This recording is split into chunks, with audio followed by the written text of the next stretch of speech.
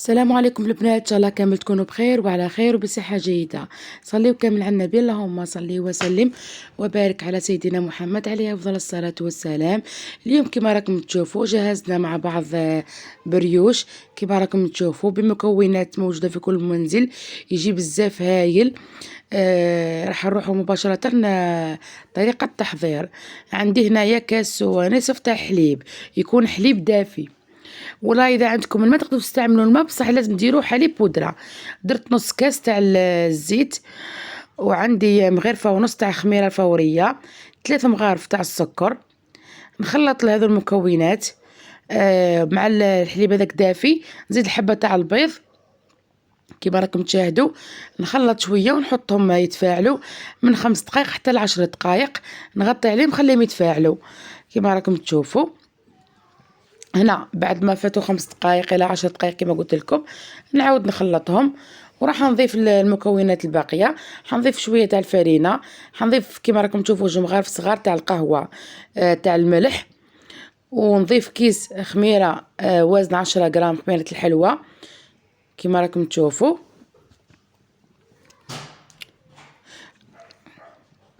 كما راكم تشوفوا خلط شويه. هنا راح نستعمل عفوا العجانه اللي تقدروا تستخدموا بيدكم.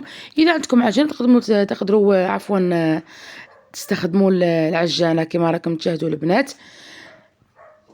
راح يجيكم بكلتا الحالتين نفس الشيء، تستخدموا يديكم والله العجانه.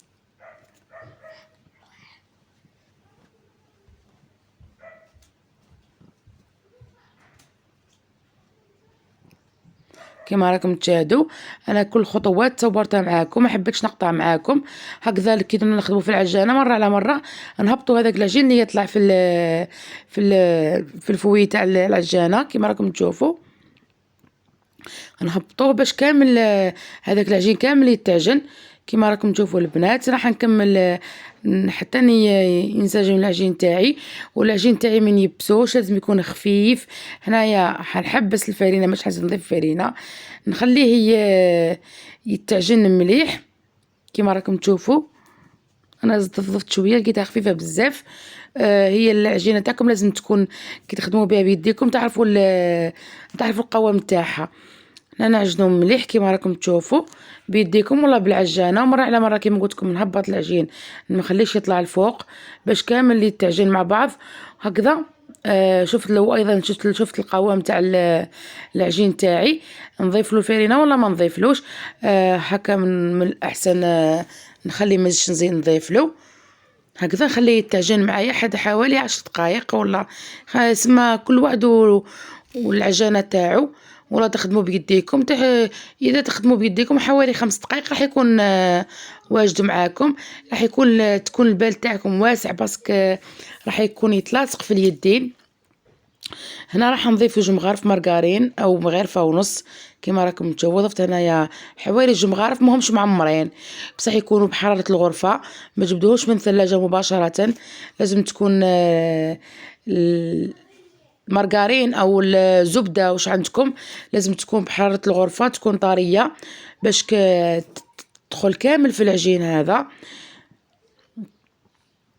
كيما راكم تشاهدوا البنات. هنا قربت معاكم تشوفوا العجين تاعي كيفاش خفيف ويتلاصق.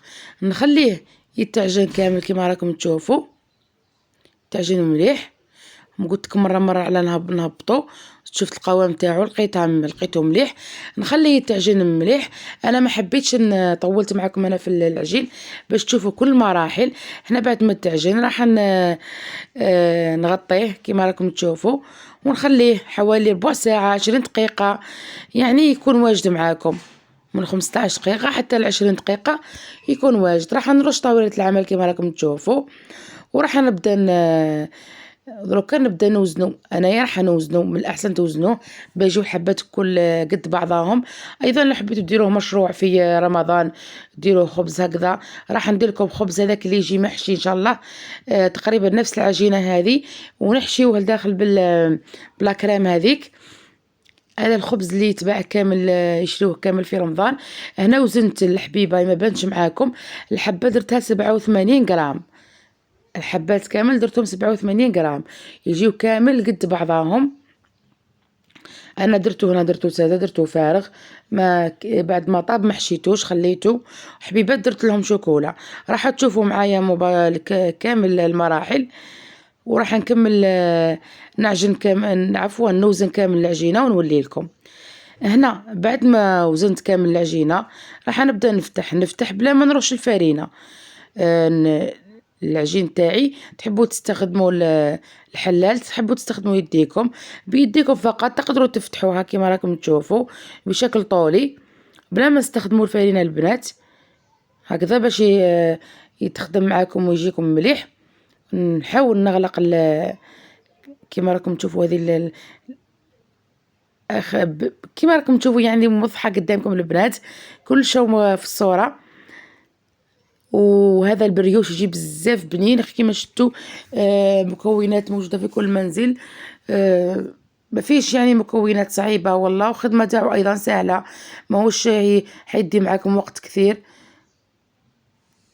والريحه نتاعو واش نقولكم في المنزل كي وجدته تعبق في المنزل. هكذا وجدتهم كامل، غطيتهم خليتهم يخمروا، وشعلت الفرن تاعي يسخن. هكاك تسخن الكوزينه باش يخمروا. كيما راكم تشوفونا في زمان الشتاء راح يطولوا شويه معايا باش يخمروا. انا هذو الحبيبات راح ندير لهم شوكولا كيما شفتوا، شوكولا طابلات ولا شوكولا تارتيني ولا واش عندكم. انا غير درت هذو الحبيبات 4 بقاو، الاخرين درتهم الاولاد يشربوا بهم الحليب كيما راكم تشوفوا.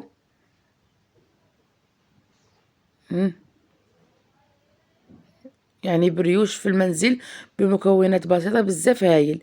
هنايا عندي حبيبه تاع بيض كامله، ضفت لها شويه فاني وشويه كاكاو للون. الفاني راح تنحي لكم ريحه الزفاره تاع البيض. ايضا الفاني راح تخلي الخبز تاعكم حميمر. هنا نخلط هذاك مليح، ومن بعد هنا بعد ما خمروا الخبيزات نتاوعي، خبيزات تاع البريوش راح ندهنهم كامل كما راكم تشوفوا بالبيض. دهنتهم كامل، ومن بعد ندير لهم تقدروا تخليهم هكذا ساده، ما تضيفوا لهم لا حتى حاجه. انا ضفت لهم شويه كما راكم تشوفوا ججلان، ولا عندكم حبه الحلاوه ولا بذور الشيا. انايا استخدمت إيرال كما راكم تشوفوا الججلان، مباشره نحطهم في الفرن يطيبوا كما راكم تشوفوا. راح يدخلوا الفرن، حيزيدوا يخمروا معايا. هنا بعد ما طابوا السنيوه الاولى كما راكم تشوفوا، بعد ما طابت السنيوه الاولى هذه السنيوه الثانيه. هذو ربع حبيبات اللي درت لهم الشوكولا، حبيت نحطهم بجهه باش ما يتخلطوليش مع الساده، هكذا بيشربوا بهم الحليب. وهذوك درت شريبه وجوزوهم مع الشربه كما راكم تشوفوا. شوفوا كيفاش خفيف، شوفوا انا قربت معاكم تشوفوا يجي خفيف خفيف بزاف هايل كما راكم تشوفوا. حنا نقول لكم ان شاء الله يا ربي يعجبكم فيديو تاع اليوم، وان شاء الله تجربوا الوصفه هذه تنال اعجابكم. راني مقربه معاكم ونقطع معاكم تشوفوا.